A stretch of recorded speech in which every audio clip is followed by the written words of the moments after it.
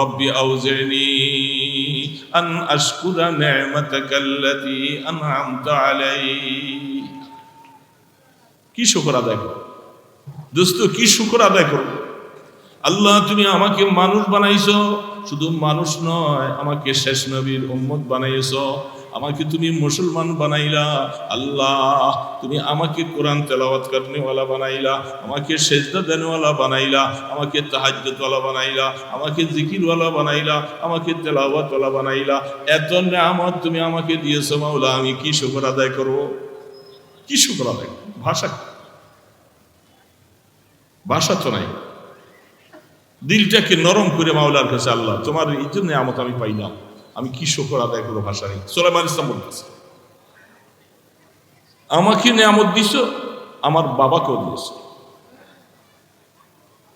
শেষে যে শব্দটা, দুইটা শব্দ ব্যবহার করেছেন, আহা, এই দুইটা শব্দ মনে রাখা দরকার।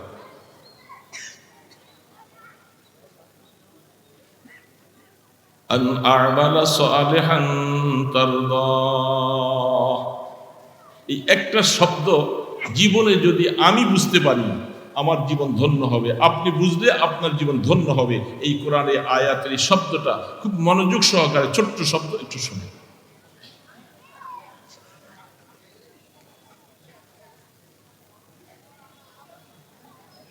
ওয়া আন আ'মালা সালিহান তারদাহ। আল্লাহ এই যে নামাজ পড়ি, এটা আমলে চলে, কি বলে আমলে চলে না? ওয়াজ নসিহত হইতেছে আমলে চলে, মাদ্রাসায় দান করলাম আমলে চলে, জিকির আজকার করতেছি আমলে চলে। হ্যাঁ, এরকম জীবনে যত কাজ করতেছি অনেক আমলে চলে আছে, আমলে চলে আমরা করি। আমাদের জীবনে যতগুলি আমলে চলে আছে, নেক আমল আছে, এই নেক আমলগুলি কোন মার্কা হইতে হবে এটা মনে রাখার বিষয়। وأن أعمل صالحا ترضاه। শুধু আমল করলে চলবে না, শুধু নামাজ পড়লে চলবে না, শুধু ওয়াজ করলে চলবে না, তেলাওয়াত করলে চলবে না। আমলটা কোন মার্কাওয়ালা আমল হবে, এমন আমল করার তৌফিক তুমি আমাকে দান করো যে আমলটা তোমাকে খুশি করানো যায়, তুমি ওই আমলের প্রতি খুশি হয়ে যাও। আল্লাহ খুশি হবে না, এই নামাজের দাম নাই, এই রোজার দাম নাই, ওয়াজের দাম নাই, তাহাজ্জুদের দাম নাই, মসজিদ বানানো দাম নাই, মাদ্রাসা বানানো দাম নাই। যেহেতু এই আমলের মধ্যে আল্লাহ খুশি না, তাহলে কোনো দাম নাই। দাম আছে? আল্লাহ খুশি না, কোনো দাম নাই। এই জন্য আল্লাহ পাক শিখাই দিচ্ছেন, যে কোরআনে আয়াত তো দুনিয়ার কারো বানানো নয়। এ বান্দা শুনে নাও, নামাজ যেন আল্লাহকে খুশি হয়, রোজার দ্বারা যেন আল্লাহ খুশি হয়, তোমার ওয়াজের দ্বারা যেন আল্লাহ খুশি হয়, তোমার তেলাওয়াতের দ্বারা যেন আল্লাহ খুশি হয়। জীবনে যত নেক আমল করবা বান্দা মনে রাখবা, এই আমলের দ্বারা মাওলাকে যেন খুশি করানো যায়, মাওলা যেন খুশি হয়। মাওলা কখন খুশি হবে? আমলটা যদি একমাত্র আল্লাহর জন্য করি, দুনিয়ার কোনো মাকসুদে নয়, কাউকে খুশি করার জন্য নয়, সে আমল দেখলে আমার আল্লাহ খুশি হবে। আল্লাহ খুশি নেই, আমলের দুই পয়সা হবে, জীবন বরবাদ, কোন আমল কাজে আসবে না। এই জন্য আল্লাহ পাক শিখিয়ে দিয়েছে, ওয়ান আ'মালা সালিহান তারদাহ। পয়গম্বরকে শিখাইছেন, আরেক পয়গম্বরের উপরে ওহীর মাধ্যমে নাজিল করেছেন, আনেওয়ালা উম্মত যেন এর থেকে সবক হাসিল করে। শেষে যে আরেকটা শব্দ বলছে, এই আমলটা আল্লাহর সন্তুষ্টির জন্য বানানোর জন্য একটা কাইফিয়ত লাগবে, একটা সিস্টেম লাগবে। এটা আয়াতের মাধ্যমে আল্লাহ বলছেন, আমার আমলটা আল্লাহর সন্তুষ্টিওয়ালা আমল কখন হবে? ওয়াদখিলনি বিরহমাতিকা ফি ইবাদিকাস সালিহিন। সুবহানাল্লাহ।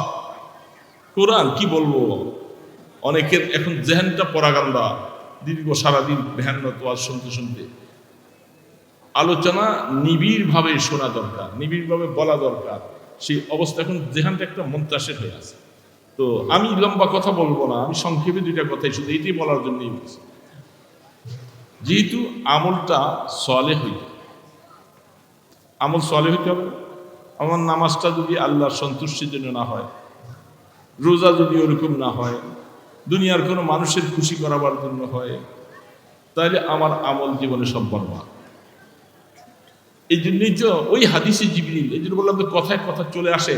হাদিসে জিবরিলের মধ্যে জিবরিল আলাইহিস সালাম আল্লাহ রসুলের সাথে বসে রসুলকে 3টা প্রশ্ন করেছে। ইলিমের মর্যাদা, ইলিমের গুরুত্ব এত বেশি, দুনিয়ার মধ্যে যত শিক্ষা আছে সমস্ত শিক্ষাগুলি দুনিয়া অর্জন করার জন্য। অল্প সময় বোঝার জন্য বলছি, আমরা জেনারেল লাইনে আমাদের ছেলেদেরকে যাদেরকে লেখাপড়া করাইতেছি, এই সমস্ত শিক্ষার দ্বারা দুনিয়া অর্জন হচ্ছে, কামাই রোজগার করবে, চাকরি করবে। আর ইলিম হাসিল করার পরে শুধু মাকসাদ হবে রিজায়ে মাওলা, আল্লাহর সন্তুষ্টি। কোনো আলেম ইলিম হাসিল করার পরে যদি তার দুনিয়া মাকসাদ হয়, তাহলে তার ইলিমটা সত্যিকার ইলিম না। দেখেন, ইলিমের মর্যাদা যারা বুঝছেন, বুখারী শরীফের থেকে একটা কথা আমি মনে পড়ছে, কিতাবুল ইলিমের মধ্যে, বুখারী শরীফের কিতাবুল ইলিমে ইমাম বুখারী রাহমাতুল্লাহ আলাইহি তিনি বর্ণনা করেছেন,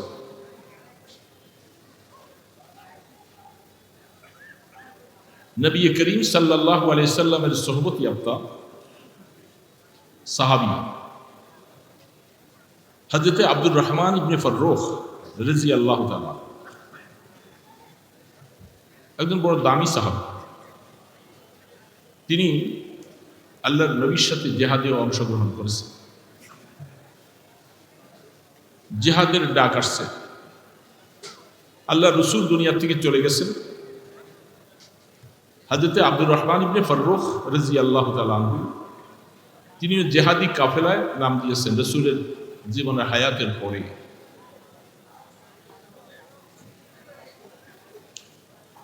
বিবাহশাদী করেছেন, কোনো সন্তান নেই,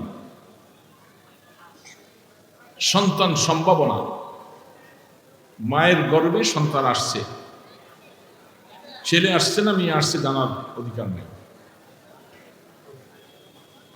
তিনি জিহাদে যাওয়ার সময়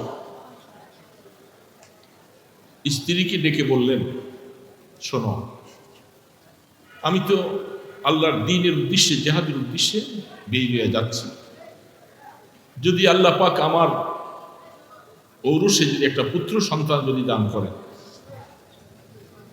তুমি এই সন্তানটাকে এলেম শিখাই। কি শিখাইবা? তোমাকে আমি এর খরচের জন্য 30,000 দিরহাম তোমার কাছে রেখে গেলাম,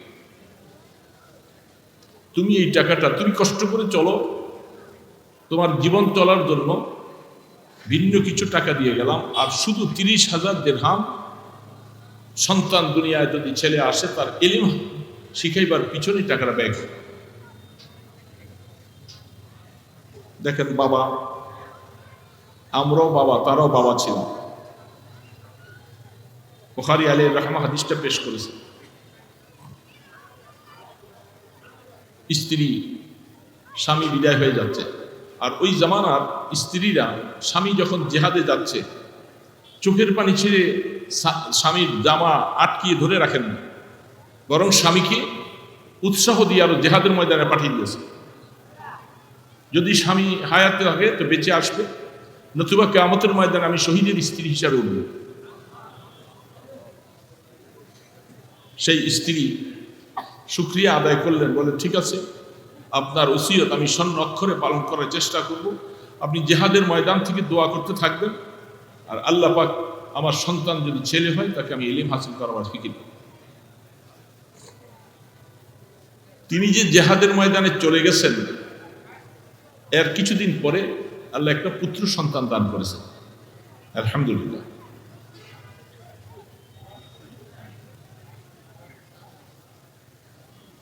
তার নাম রেখেছেন রবিয়া, রবিয়াতুর রায়, অনেক কাছে মশহুর।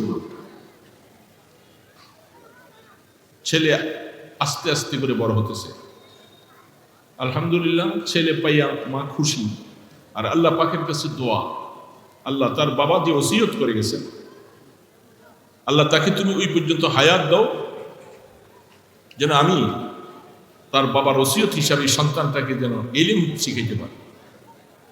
মার দোয়া, বাবা তো খবর নেই, ওই জমানার টেলিফোন নেই, মোবাইল নেই, কোনো যোগাযোগ নেই, মিডিয়া নেই। বাবা জেহাদে চলে গেছে, সময়টা পার হলো কতদিন, বাবা জেহাদ থেকে ফিরে আসছেন 27 বছর পরে। সুবহানাল্লাহ। জানা নাই বেঁচে আছেন না শহীদ হয়ে গেছেন। 27 বছর পরে আব্দুর রহমান ইবনে ফাররুখ রাদিয়াল্লাহু তাআলা আনহু জেহাদ থেকে দেশের উদ্দেশ্যে মদিনা শরীফে আসছে। মা ছেলেটাকে ইলম শিখাবার জন্য যত ব্যবস্থাপনা সব কিছু করেছেন। তিনি অনেক বড় আলেম, মসজিদে নববীর ইমাম। মসজিদে নববীতে আল্লাহর হাবিবের রওজা আতহারের পাশে হাদিসের মসনদে বসে বসে হাদিসের মুহাদ্দিস। এখন বলেন যে কেমন এলেম হাসিল করছে। মসজিদে নববীতে ইমাম, চারটিখানি ব্যাপার ওই জামানায়। ছেলে বাবা চেনে না, বাবা ছেলে চেনে না, কোনো পরিচয় নেই। মা মনে খুশি যে আমি আমার ছেলেটাকে বাবার ওসিয়ত হিসাবে তাকে এলেম শিখাবার জন্য চেষ্টা করেছি, আল্লাহ আমার ছেলেটাকে এলেম দিয়েছে। মা খুব খুশি। 27 বছর পরে বাবা আব্দুর রহমান ইবনে ফাররুখ রাদিয়াল্লাহু তাআলা আনহু ঘোড়ার পিঠে সওয়ার হয়ে মদিনা শরীফে আসছে। রাত্রি অন্ধকার, সাহাবায়ে কেরামদের কাছে খবরও নাই। অনেকদের ধারণা হলো তিনি শহীদ হয়ে গেছেন, এত বছর বেঁচে থাকার কথা না, বেঁচে থাকলে কোনো খবর। 27 বছর পরে তিনি নিজের বাড়ি ভুলেন নাই, বাড়িতে আসছেন। রাত্রিবেলা কিতাবে লেখে ঘোড়ার পিছের থেকে দরজাটাকে এইভাবে পা দিয়া ধাক্কা দিচ্ছে। ওই জামানায় ওই সমস্ত দেশে তখনকার সময় এত চোর ডাকাতের ভয় নেই, এবং দরজা নিয়ে এত আমাদের দেশের মতো এত দরজার ব্যবস্থাপনা নেই। রাহমাতে দো আলমের ঘরের দরজা সেগুন কাঠের ছিল, কি বলেন? হ্যাঁ বলেন না। রাহমাতে দো আলমের ঘরের দরজা ছিল পর্দা দিয়া ঢাকা, সালাম চক দিয়ে ঢাকা। ঘরের দরজা খোলা হয়েছে। খোলার সাথে সাথে ভিতর থেকে 26-27 বছরের বয়স একজন ঘরে আইসেই, আরে অপরিচিত মানুষ, আপনি কে আইসা আমার দরজা, আমার ঘর দরজা খুললেন? তাদখুলানি ফি হারিমি মান আনতা, আপনি কে? আমার হারিমের ভিতরে, আমার পর্দার এরিয়ার ভিতরে আপনি বিনা ইজাজতে ঢুকলেন। কোরআন কি ভুলে গেছেন? পথিক, আল্লাহর কোরআন কি বলছে? যখন তুমি কোনো কারো ঘরের মধ্যে যাবে আগে সালাম দিবে, ইজাজত নিবে, ইজাজত নেওয়ার পরে ঘরে ঢুকবা। বিনা ইজাজতে আমার ঘরে এসে ঢুকছো, অত্যন্ত কর্কশ মেজাজ হয়ে গেল। আরে ব্যাপার কি অবস্থা! ওই জামানায়, আমাদের জামানার মতো না, ওই জামানা তো পর্দার ব্যাপারটা খুব সঙ্গীন ছিল, কঠিন ছিল।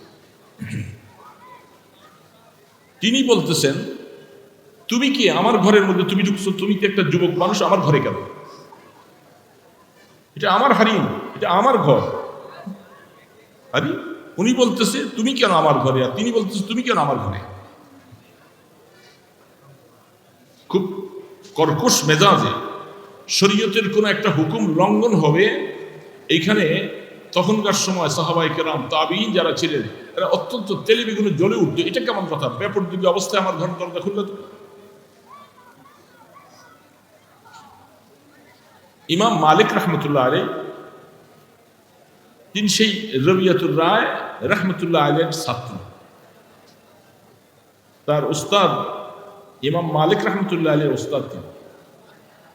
ইমাম মালিক রহমতুল্লাহ আলাইহি মদিনা শরীফে ওনার কাছে হাদিস পড়েছেন, মসজিদে নববীর পাশে। আরে বড় আওয়াজ হওয়ার পরে ইমাম মালিক রহমতুল্লাহ আলাইহি দৌড়িয়ে গেছেন। কি হলো? আমার উস্তাদের ঘরের মধ্যে কি আসলো? কথা উনি যে দেখতেছেন, আরে আপনি কেন এখানে আসলেন? আপনি কে? ইমাম মালিক রহমতুল্লাহ আলাইহি জিজ্ঞাসা করতেছে। তিনি বলে, কেন তুমি নাম শোনো নাই? আমি তো আব্দুর রহমান ইবনে ফাররুখ, এই নাম কি তুমি শোনো নাই কখনো? ইমাম মালিক রহমতুল্লাহ আলাইহিকে সেও চিনলাম। অবাক হয়ে বলে, আরে আনতা ফাররুখ? না, আপনি ফাররুখ, এত বছর পরে আপনি বেঁচে আছেন? দুইজনে কথা চলতেছেন, মা পিছনে, বাড়ির পিছনে অনেক আন্দোলনে, অনেকে মা তাদের কথা আওয়াজ শোনার পরে আইসা দরজার খিড়কি দিয়া নজর করে দেখে যে আরে ওনার স্বামীকে দেখা যায়।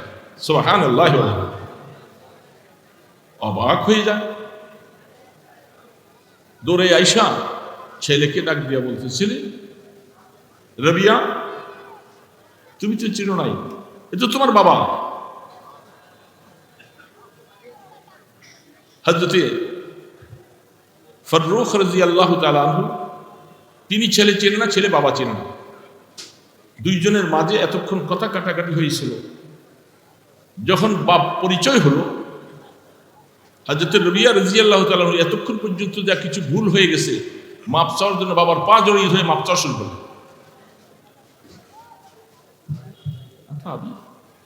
আমি বাপ হারা এত বছর কোনদিন বাবার চেহারা দেখি নাই। শান্ত হলো। ইমাম মালিক রহমতুল্লাহ আলাইহি ওস্তাদ এবং তার বাবা ফাররুখ রাদিয়াল্লাহু তাআলা আনহু দুইজনকে দেখে খুশি হলেন, বিদায় নিয়ে চলে গেছেন। 27 বছর পরে বাবা আসছেন বাড়িতে।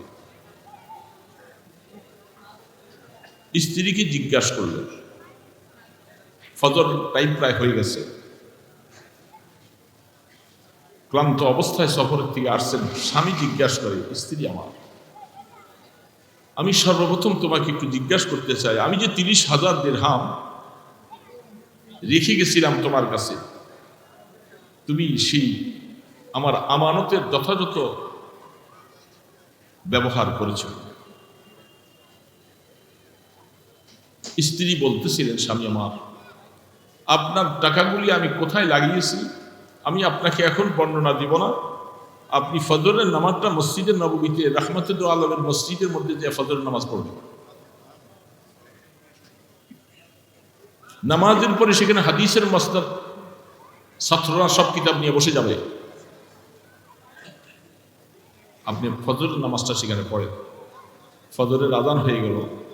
আরব দেশে গলসের মধ্যে আউয়ালে ওয়াক্তে নামাজ পড়া হয়। বিশ্রাম না করি মসজিদে নববীতে রওনা। মসজিদে নববীতে যায়, পিছনে যেয়ে তিনি নামাজে ফজরের নামাজ নিয়ত করলেন। ইমাম সাহেব তো পৌঁছে গেছে। তেলাওয়াত শোনার পরে হযরতে ফাররুখ রাদিয়াল্লাহু তাআলা আনহু নামাজের মধ্যে কাঁদতে শুরু করলেন। এত তেলাওয়াত, এত দিলকাশ, এত সুন্দর তেলাওয়াত, কে যেন আমার ছেলেটা যদি এরকম আলেম হতো।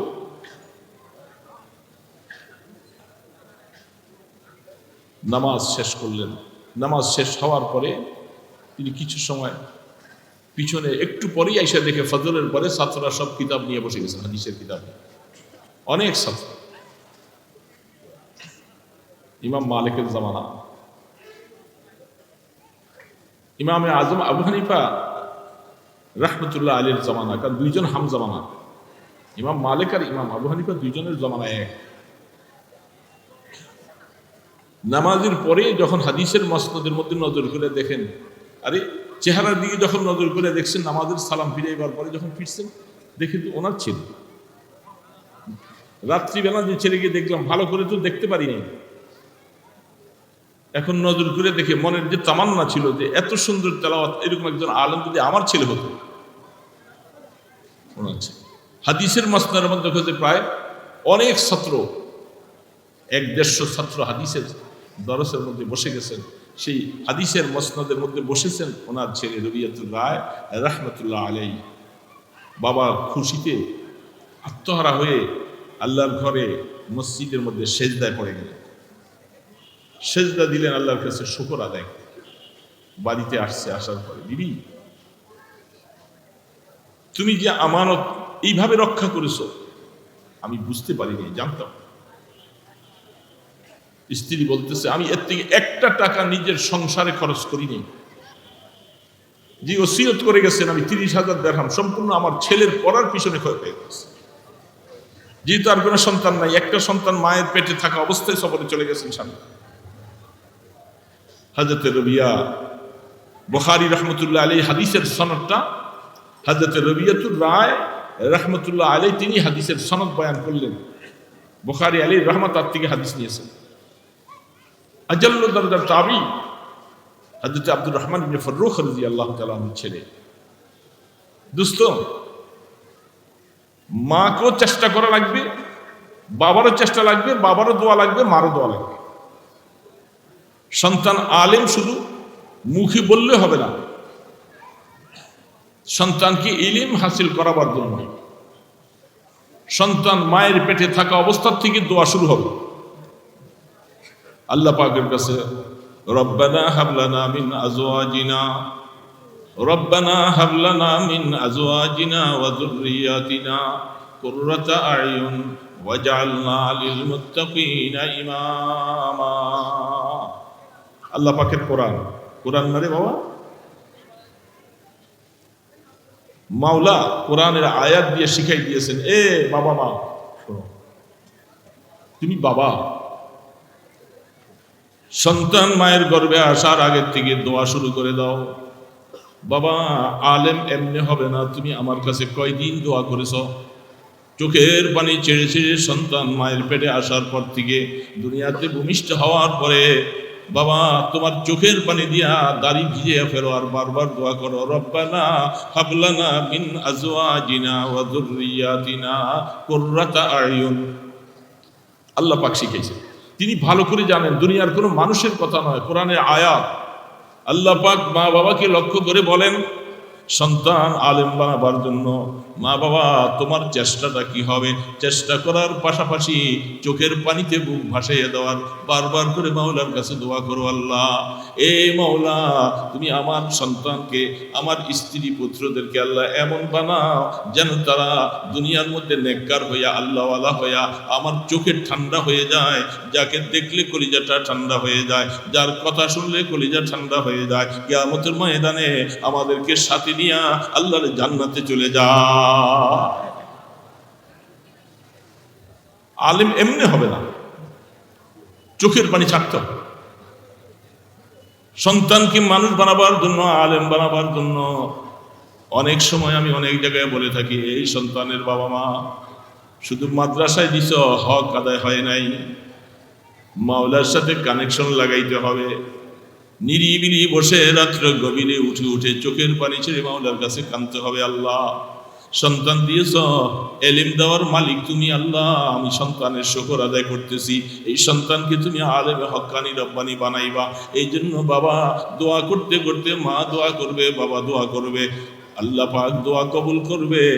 এই সন্তানকে আল্লাহ পাক এলমে ওহী দান করবে, তার সিনার মধ্যে আল্লাহ পাক এলমে ওহী ধারণ রাখবে। কিয়ামতের ময়দানে এই সন্তান শুধু তুমি নয়, তুমি মা বাবাকে সাথে নিয়ে আরো নেককারদেরকে নিয়ে জান্নাতের অগ্রগামীর জামাত হয়ে যাবে। ওয়াজআলনা লিল মুত্তাকিনা ইমামা। আল্লাহ পাক শিখাইছে, বোঝা যাচ্ছে আল্লাহ যেহেতু শিখিয়ে দিয়েছেন, বাবাকে এরকম দোয়া করা এটা জরুরি, জরুরি না? সন্তান কারণ আলেম হতে হলে এরপরে আলেম হবে। কেমন আলেম হবে? ইন্নামা ইয়াখশাল্লাহা মিন ইবাদিহিল উলামা।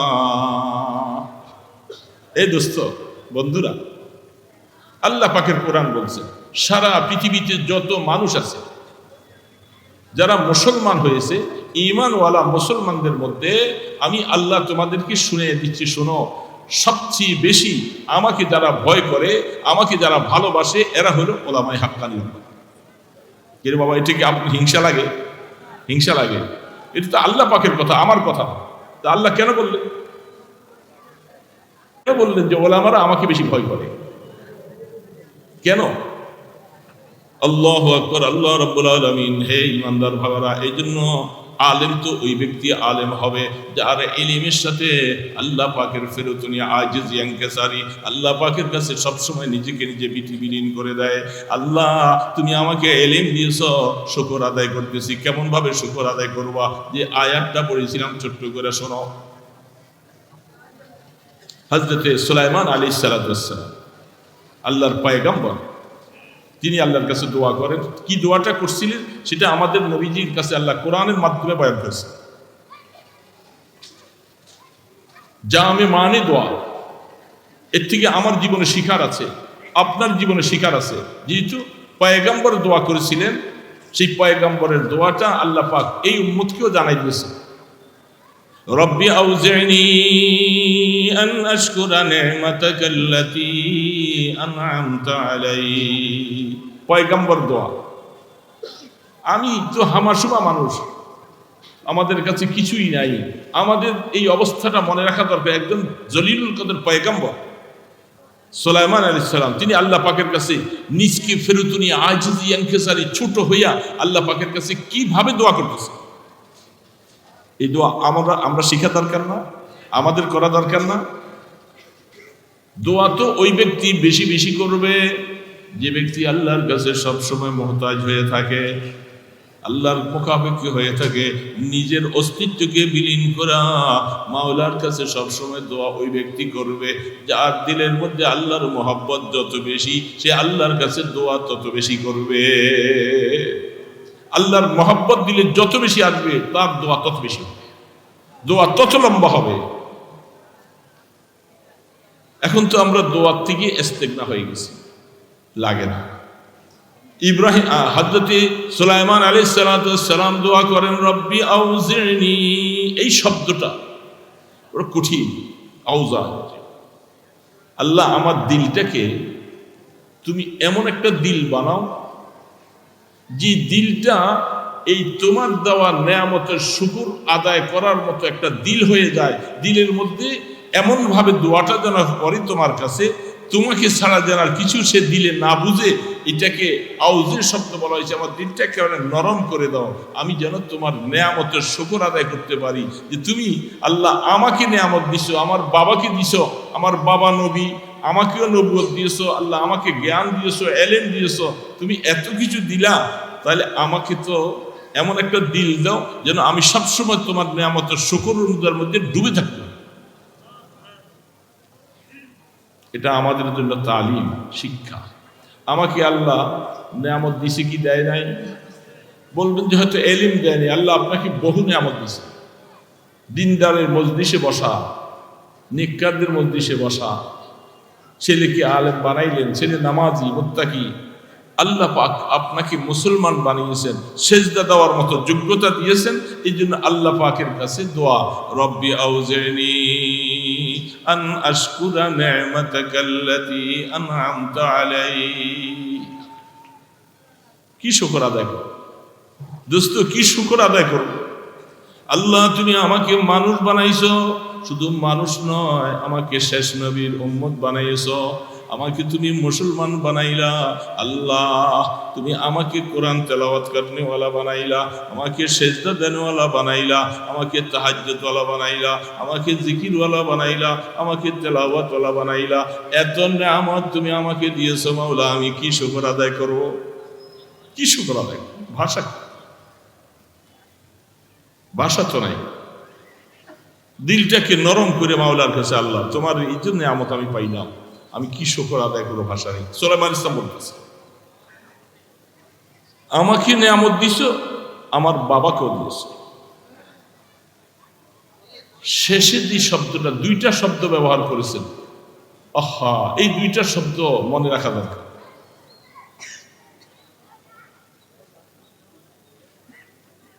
আন আ'মালা সালিহান তারদাহ। এই একটা শব্দ জীবনে যদি আমি বুঝতে পারি, আমার জীবন ধন্য হবে। আপনি বুঝলে আপনার জীবন ধন্য হবে। এই কোরআনে আয়াতের এই শব্দটা খুব মনোযোগ সহকারে, ছোট্ট শব্দ, একটু শুনে।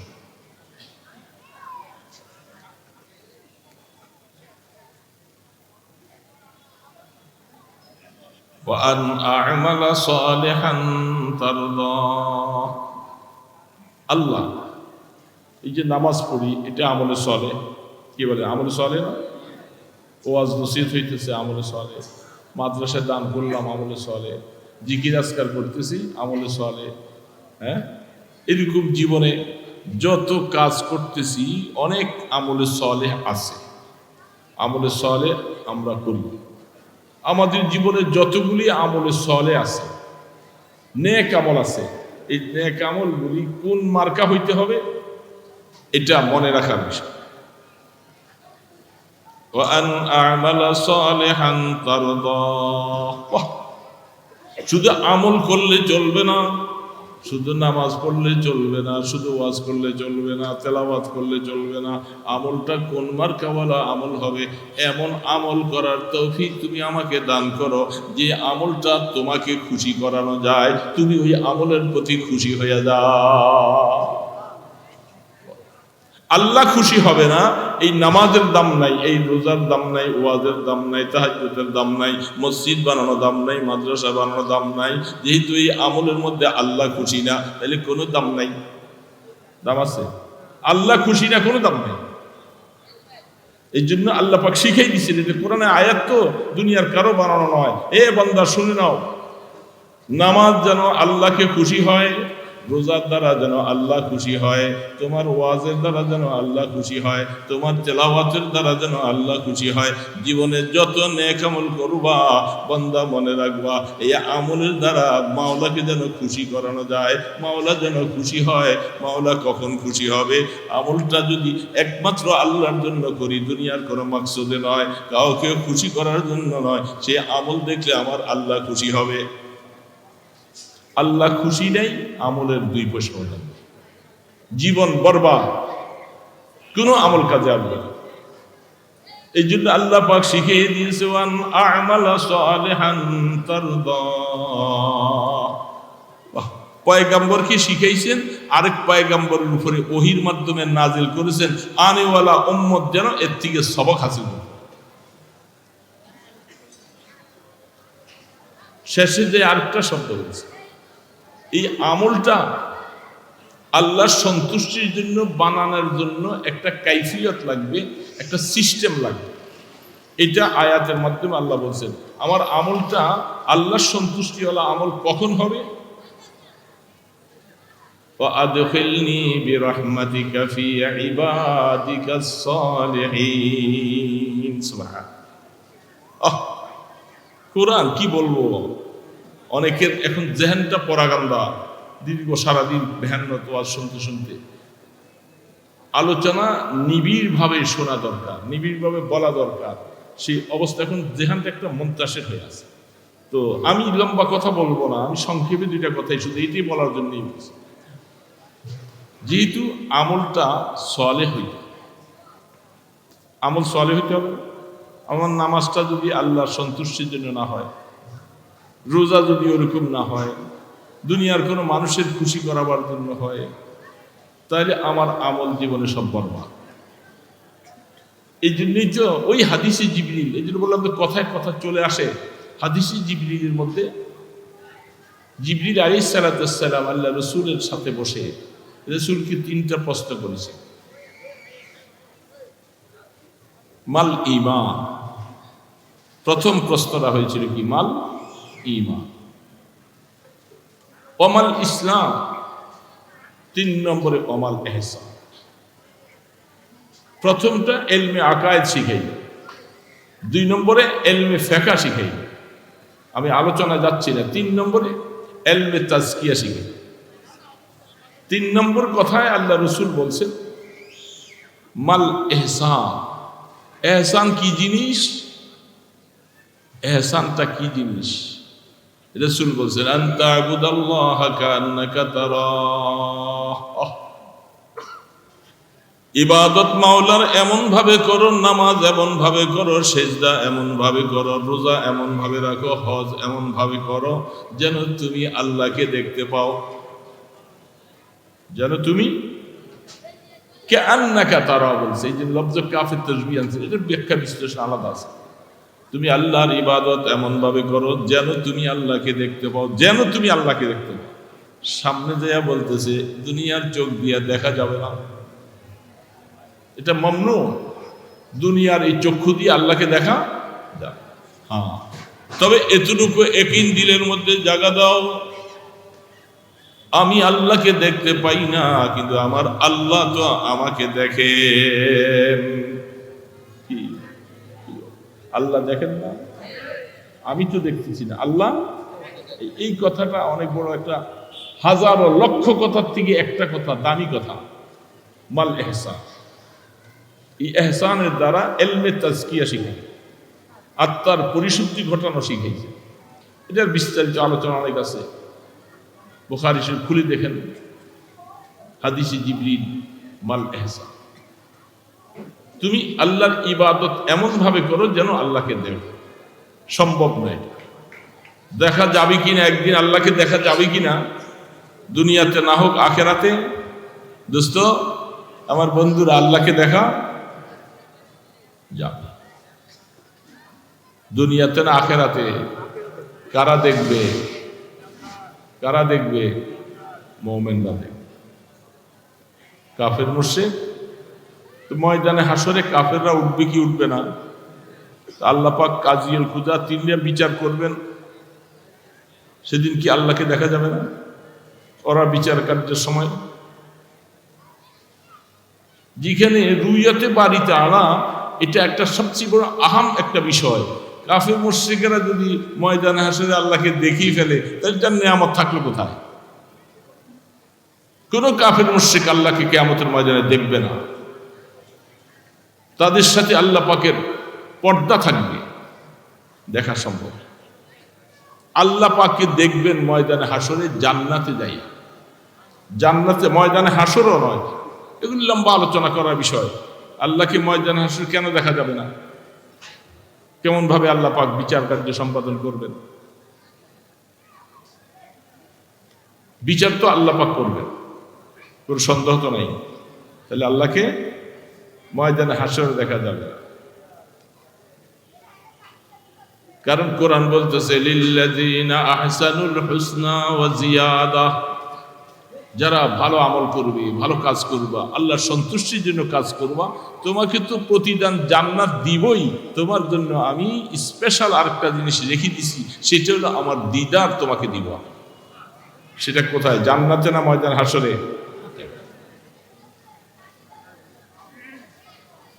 আল্লাহ রাব্বুল আলামিনের দিদার হবে সেদিন।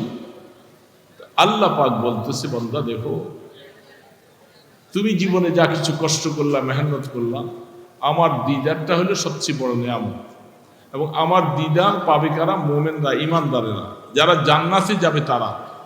মুমিনদের মধ্যে উসাতুল মুমিনিন একদল থাকবে, যারা দুনিয়ার থেকে তওবা করে গুনাহ মাফ করে যাইতে পারে নাই। এরা আউয়ালে দুখুল জান্নাতে যেতে পারবে না, প্রথম জাহান্নামে যাওয়া লাগে, তারপরে সেখান থেকে বাইরে আসবে।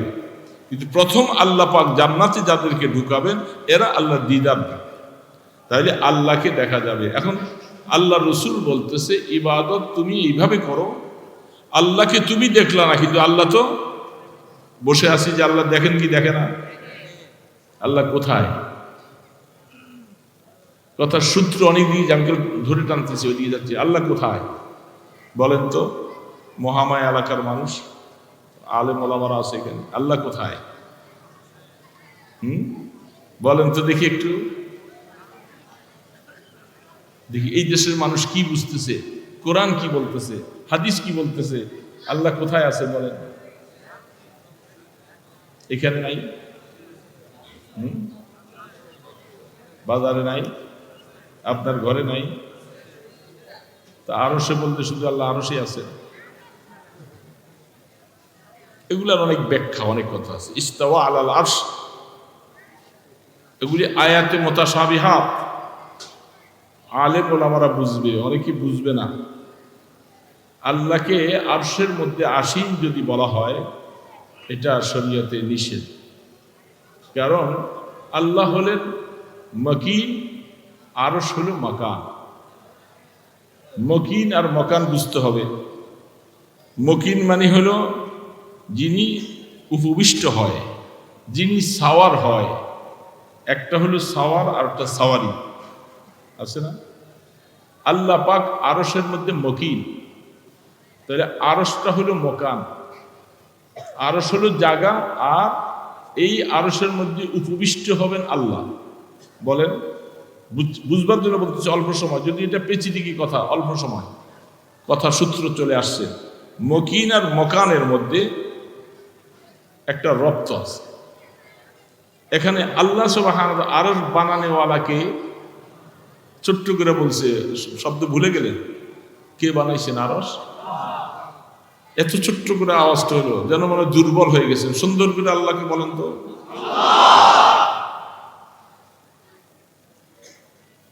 একটু আগে না আমাদের মোহতারাম সাহেব ওয়াজ করছেন, ওই যে যুকিরুল্লাহ ওয়াজিলাত কুলুবুহুম না বলছে, আল্লাহর নামটা আসলে, আল্লাহর শব্দটা আসলে দিলের ভিতরে একটা কম্পন চলে আসে, মায়া চলে আসে। আমি জিজ্ঞাসা করলাম, তা আপনি আল্লাহ বললেন, যেন মরে গেছেন সব। আরশ কে বানাইছেন? এতক্ষণ বলার পরে এখন বাইর হল, কিন্তু দিলের থেকে বাইর হওয়া দরকার ছিল। এখন আরশ বানানেওয়ালা আল্লাহ, তাহলে আরশ আল্লাহর মুখাপেক্ষী না আল্লাহ আরশের মুখাপেক্ষী?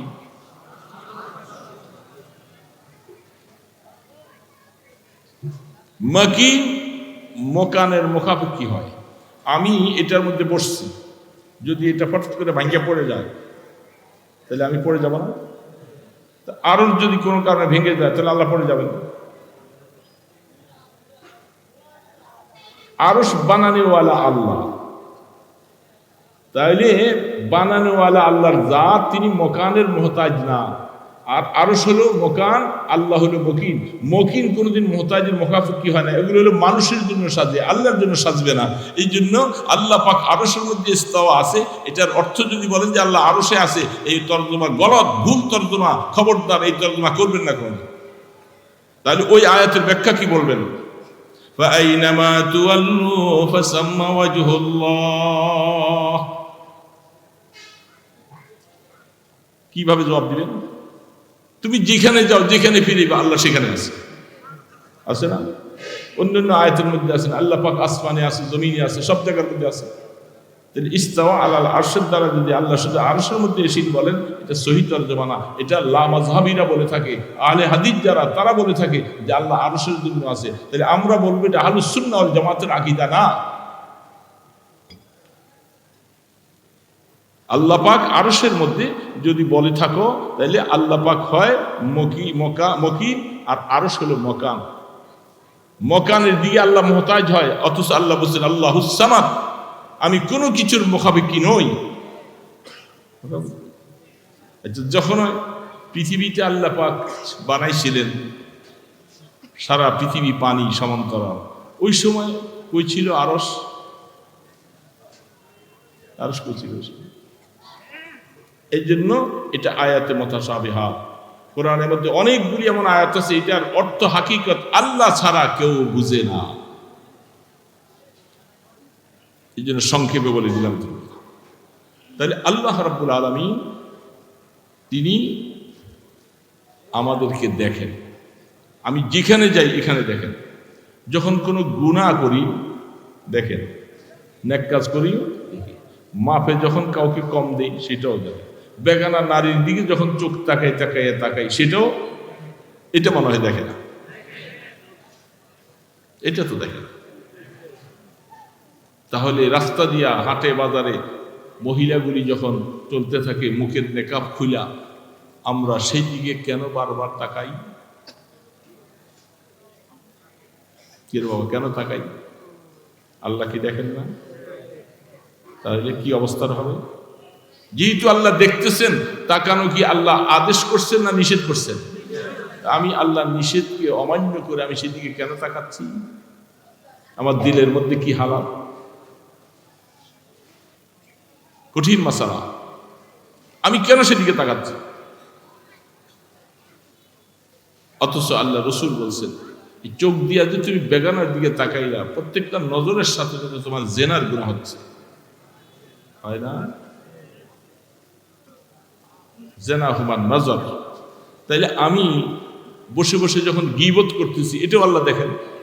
তাই এই কথাটা যে আল্লাহ রসুল যে শেষ কথা, কাআন্নাকা তারাহু ফাইল্লাম তাকুন তারা ফাইন্নাহু ইয়ারাক, তুমি মনে রাখবা বান্দা, তুমি যে অবস্থায় থাকো না কেন, কেউ তোমাকে দেখে না। তুমি আল্লাহকে দেখো না, মনে রাখো আল্লাহ তোমাকে দেখতেছে। সর্ব জায়গায় যে আল্লাহ বিরাজমান, আল্লাহ দেখতেছে, এই কথাটা যখন কোনো মানুষের দিলে চলে আসবে, আল্লাহ দেখেন, আল্লাহ দেখেন, আল্লাহ দেখেন, সে মিথ্যা কথা বলতে পারবে না, চগলখড়ি করতে পারবে না, গীবত করতে পারবে না, পরের দিকে বেগানা নারীর দিকে দেখতে পাবে না, মাফে কম দিতে পারবে না, নামাজ কাজা করে শুয়ে থাকতে পারবে না, রমজান মাসে হোটেলের ভিতরে যায় সে খানা খাইতে পারবে না। এক কথায় আল্লাহর নাফরমানির কোনো কাজ সে করতে পারবে না, কারণ তার দিলের মধ্যে আল্লাহর ভয় আছে। আল্লাহ দেখে, আল্লাহ দেখে।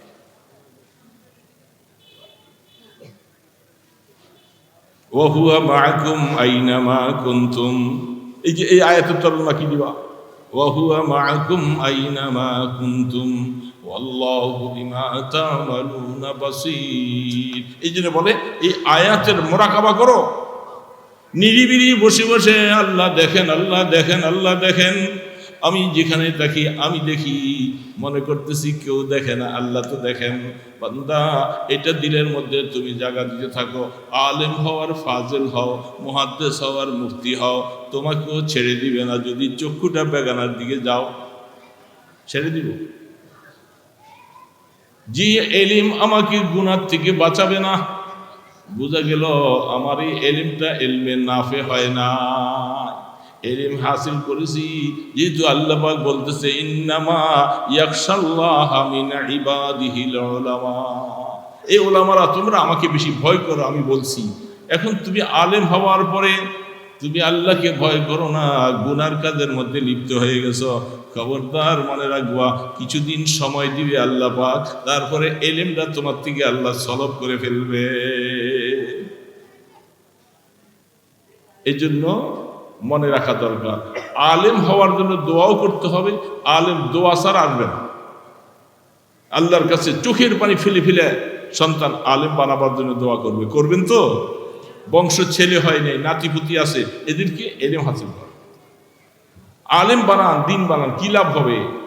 লাভ হবে এ বাবা মনে রাখো, এই ওলামায়ে কেরামের উসিলায় তোমার ছেলে নাতি তারা আলেম হবে।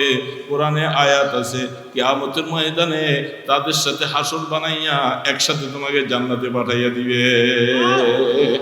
এই জন্য সুলাইমান আলাইহিস সালাতু ওয়াস সালাম, শেষ কথা ওইদিকে যাব না, সুলাইমান আলাইহিস সালাতু ওয়াস সালাম শেষ কথাটা বলতেছে আদখিলনি বিরহমাতিকা, আল্লাহ তোমার রহমতের নাম, রহমত ছাড়া হবে না। وأدخلني برحمتك في عبادك الصالحين। দুনিয়ার মধ্যে সালেহীন বান্দা, নেককার বান্দা, আল্লাহওয়ালা বান্দা আছে না নাই? এই মজলিসে আছে না নাই? আপনি বলবেন কই, আমি তো দেখি না। সবাইকে নির্দেশ করেছেন আল্লাহ, ফালা তুজাক্কু আনফুসাকুম, তুমি নিজেকে নিজে আল্লাহওয়ালা মনে করো না, নিজেকে নিজে নিষ্পাপ মনে করো না। কিন্তু আমরা বলবো যে হ্যাঁ বহু আল্লাহওয়ালা এখানে আছে, আরেকজনে বলতে তো নিষেধ নেই, নিজেকে নিজে বলা নিষেধ, কোরআনের মধ্যে আছে না? ফালা তুজাক্কু আনফুসাকুম। খবরদার, তাহাজ্জুদ গুজার আলেম হয়েছ, জিকিরওয়ালা, তেলাওয়াতওয়ালা, তাসবিহওয়ালা, যত কিছুই করো না কেন, কোনোদিন নিজেকে পবিত্র মনে করো না। কারণ এই কথা মনে করলে নফস খুশি হয়ে যাবে, তোমাকে ধোঁকা দিয়ে ফেলবে।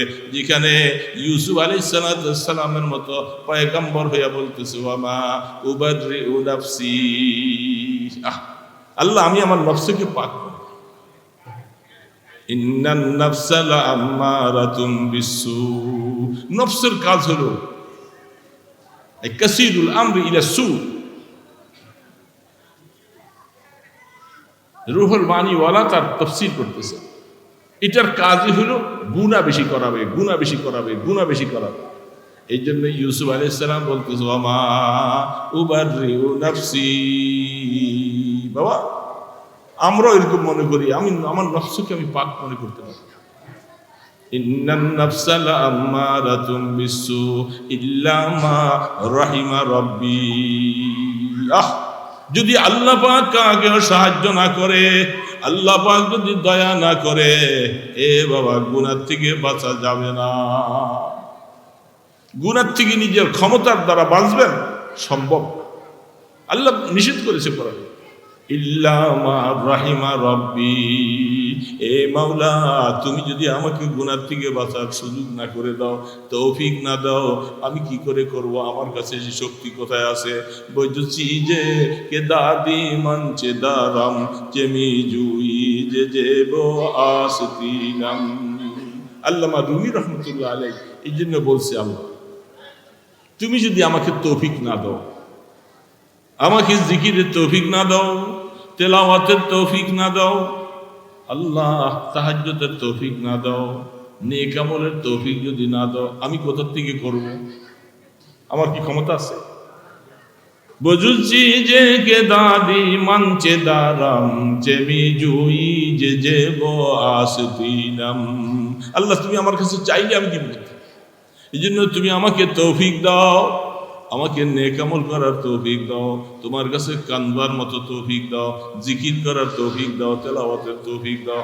আল্লাহ গুনাহ থেকে বাঁচার তৌফিক দিলে আমি বাঁচবার পারবো। তুমি তখন আমার কাছে চাইলে আমি দিলটা খুশি হইয়া সব তোমাকে দিব।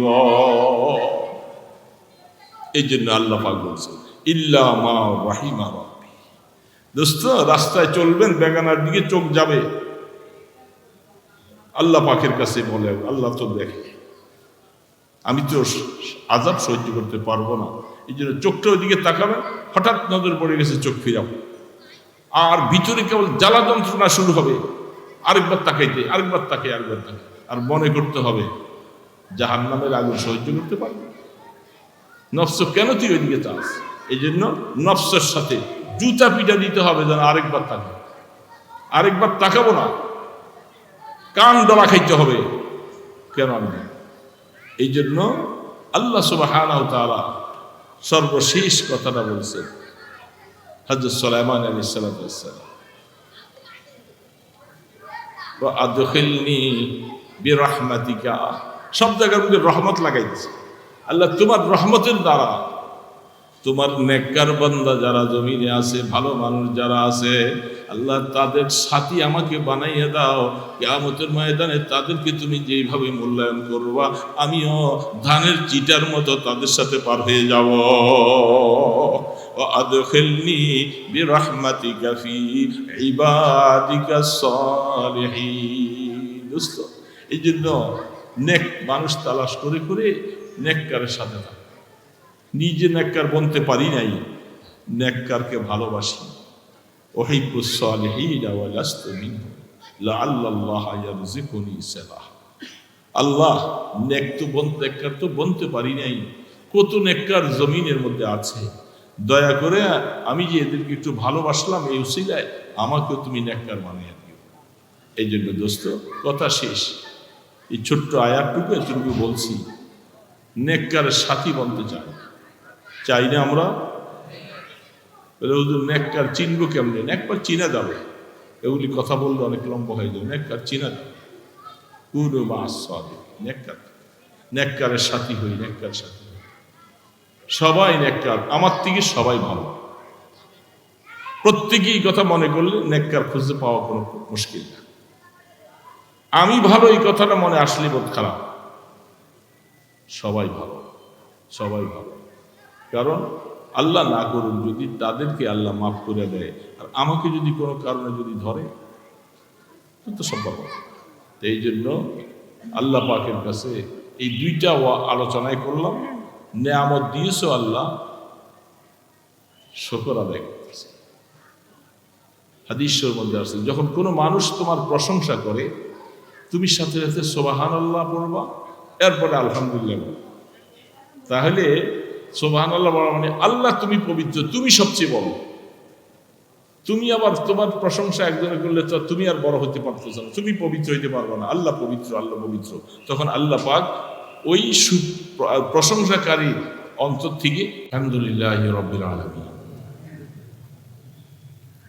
আলহামদুলিল্লাহি রাব্বিল আলামিন, আলহামদুলিল্লাহি রাব্বিল আলামিন, والصلاة والسلام على أشرف الأنبياء والمرسلين يا حي يا قيوم برحمتك نستغيث يا حي يا قيوم برحمتك نستغيث ইয়া হাইয়্যু ইয়া কাইয়্যুম বিরহমাতিকা নাস্তাগীথ আসলিহ লানা শানানা কুল্লাহ ওয়া লা তাকিলনা ইলা আনফুসিনা তারফাতা আইন। এ রহমান ও রহিম ও দয়ালু খুদা, মেহেরবান খুদা, আল্লাহ শামসুল উলুম মাদ্রাসার ফুজারা সম্মেলনের পরে আল্লাহওয়ালা বুজুর্গানি দিনরা ওয়াজ করে গেছে। এই মজলিসটার মধ্যে তুমি অনেক বরকত রেখেছ। সেই বরকতওয়ালা মজলিসে আমি একটা নরাধম অধম পাপী গুনাহগার তোমার শাহী দরবারে মুসাফিরি হালাতে হাত তুলেছি মাওলা। মাওলা, আমার সামনে কতগুলি নেককার মুসলমানেরা বসে আছে।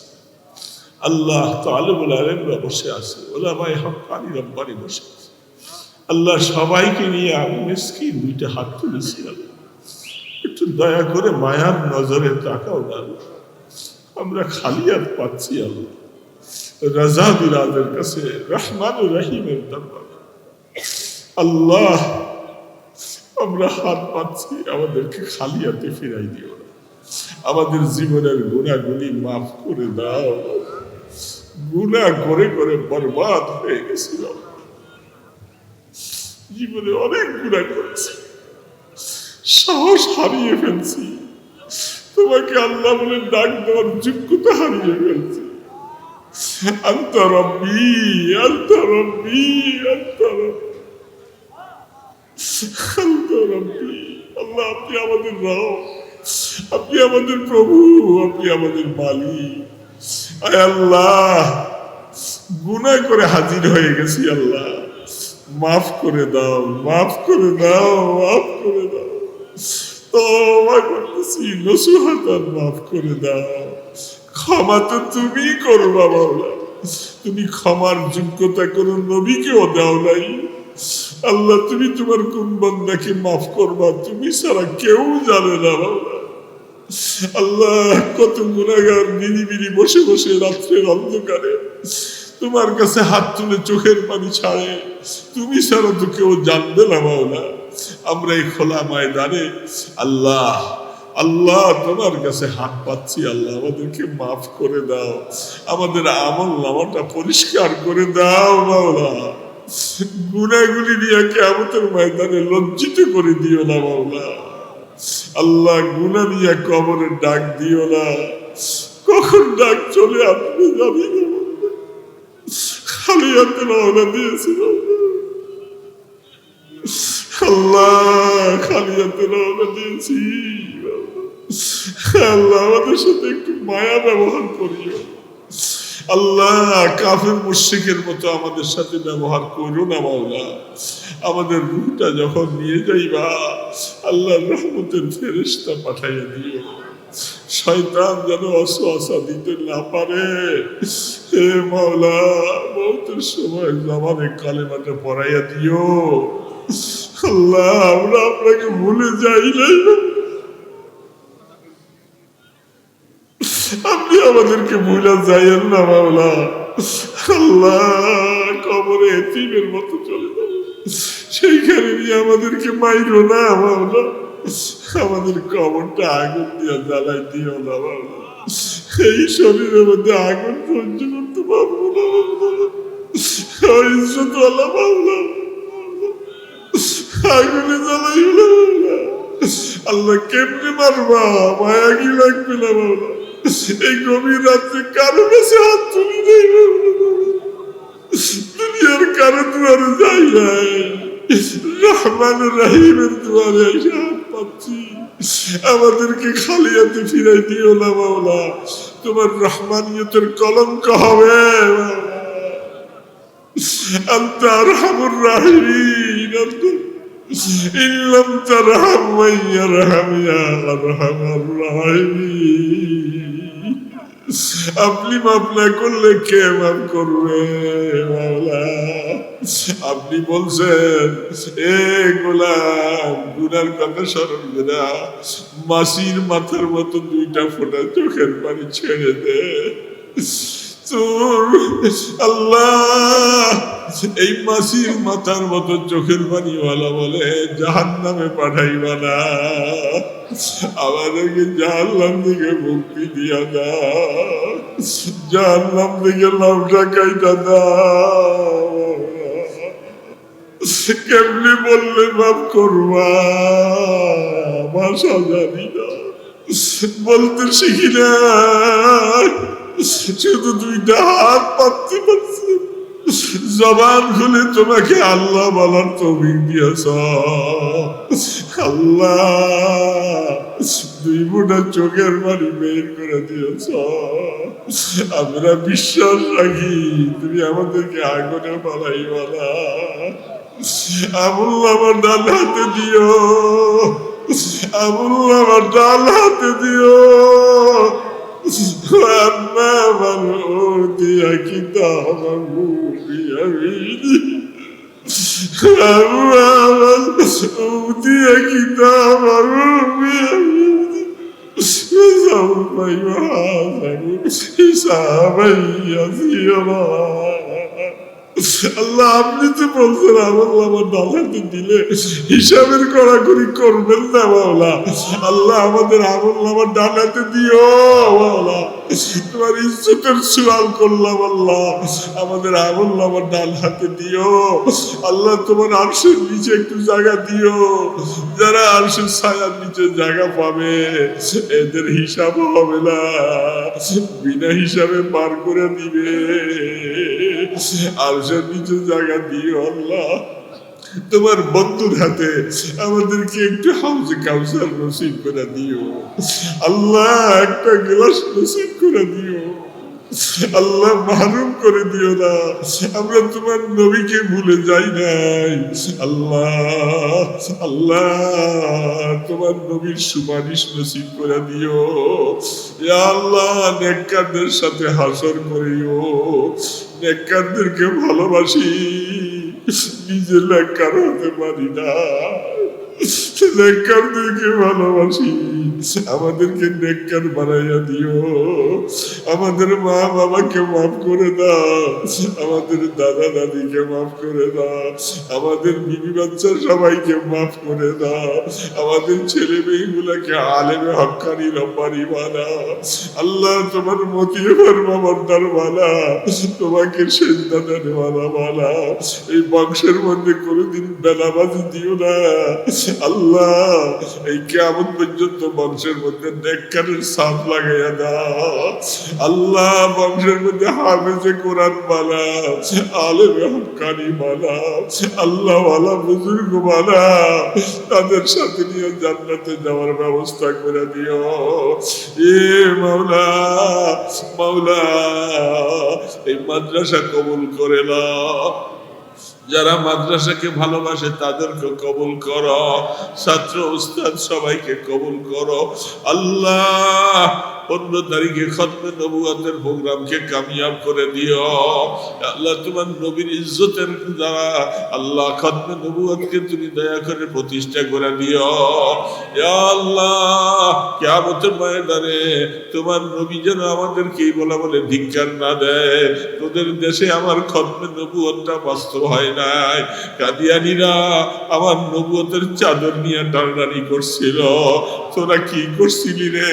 আজকে হাউজে কাউসার খেতে আসছো আল্লাহ, দয়া করে আমাদেরকে এই কাজের মধ্যে শরীক করাইয়া দিও ইয়া আল্লাহ। রাস্তাঘাটে বেয়াদবি করে মওত দিও না, শিকার কুকুরের মতো মওত দিও না, জানাজা হারা করে মওত দিও না।